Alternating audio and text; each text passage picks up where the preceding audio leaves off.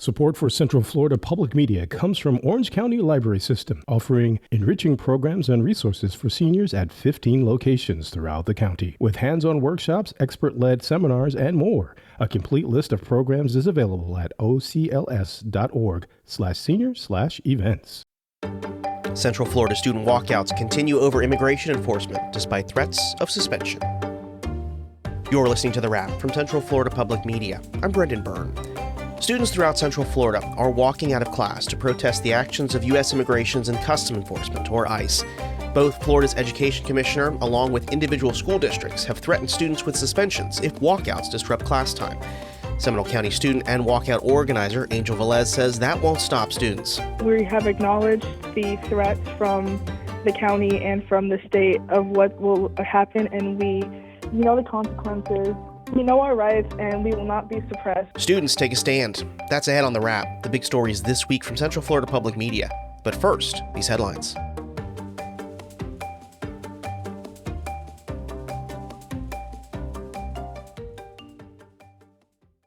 The Orange County Commission is exploring paths to take with the Immigration and Customs Enforcement Agency, including a possible lawsuit seeking clarity on the county's legal obligations.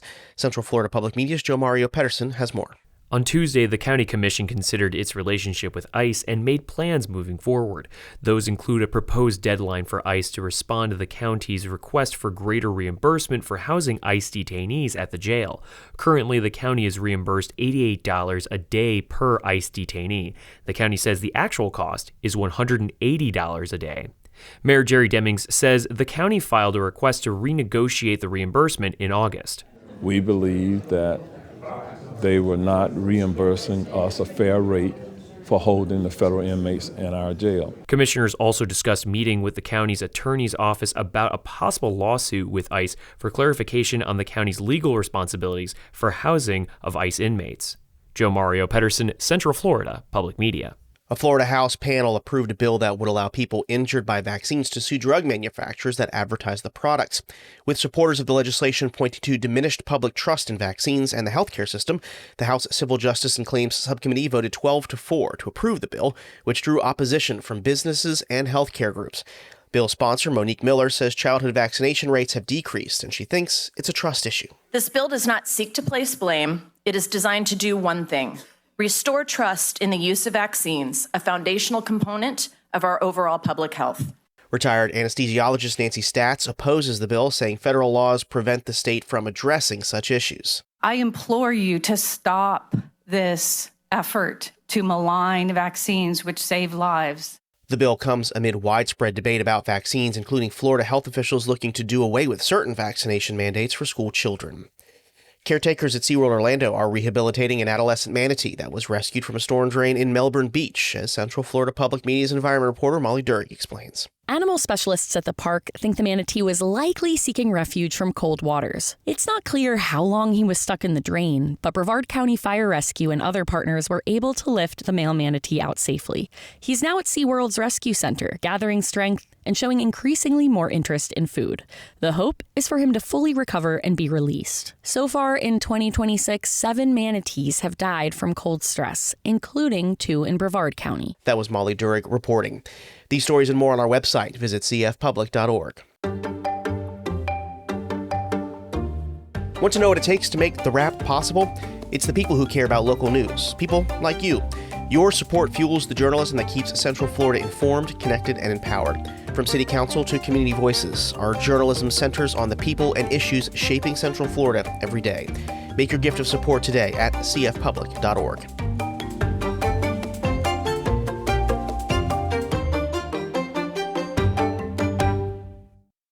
Across Florida, students are walking out of classrooms to protest the actions of U.S. Immigration and Customs Enforcement. Central Florida students have joined them. Central Florida Public Media's education reporter Danielle Pryor has more. No Nazis! No kings!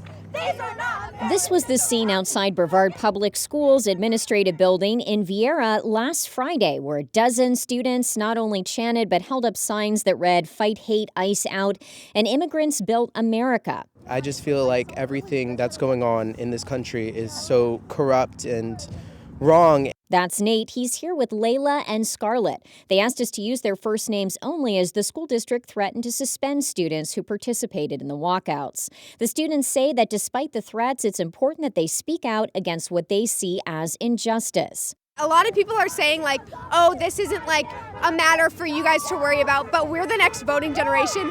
This is very much concerning us. Florida Education Commissioner Stassi Kamoutsas, in a letter to districts, warned of disciplinary actions for students, but also teachers and district leaders during walkouts that become disorderly. In a tweet on X, he wrote, quote, "We will not tolerate educators encouraging school protests and pushing their political views on students, especially ones that disparage law enforcement." Governor Ron DeSantis retweeted the commissioner saying simply, quote, "Our kids are not pawns for political activism. Education, not indoctrination." But Xander Moritz says this is not about indoctrination. He's a director of a group called Social Equity Through Education Alliance. He says the young people protesting see the photos and are watching the videos and hear the stories about the way immigration and customs enforcement is impacting their lives and those of their peers. They organize, they speak out, and they do what American students have always done in moments of injustice. In Orange and Seminole counties, a number of school walkouts are happening today. 11th grader Angel Velez goes to school in Seminole County. She's part of the group, the Youth Activists of Seminole County, who plan the walkouts. There's a lots of young voices that need to be heard, and there's a lot of people in Florida who come from families that are being targeted and being oppressed. She says the risk of punishment is less concerning for her than what's happening to immigrant families. Students in these districts could also face disciplinary actions up to and including suspension. In a statement, Orange County Public Schools says while the district respects and values a student's voice and civic engagement, any activity that causes campus disruption is not allowed under the Code of Student Conduct. Our priority is maintaining a safe, orderly, and positive learning environment for all students. And Seminole County Public Schools says any disciplinary actions will align with the Student Code of Conduct based on the infraction. Attorney Michelle Morton with the American Civil Liberties Union says the First Amendment does not offer these students many protections if they do, in fact, disrupt class. Yeah, so the general rule is that students don't lose their First Amendment rights when they go to school. However, those rights are balanced against the school's interests in maintaining an educational environment. So if what the students are doing disrupts that environment, then the school might be able to punish them. Morton also says if a school has a policy in place that a student will be suspended if they leave class without permission, that disciplinary action may be enforced under the law. She says it's up to students to weigh the pros and cons of participating in walkouts with this in mind. She says in an ideal world, schools would give students space to debate and discuss these issues as part of instructional time.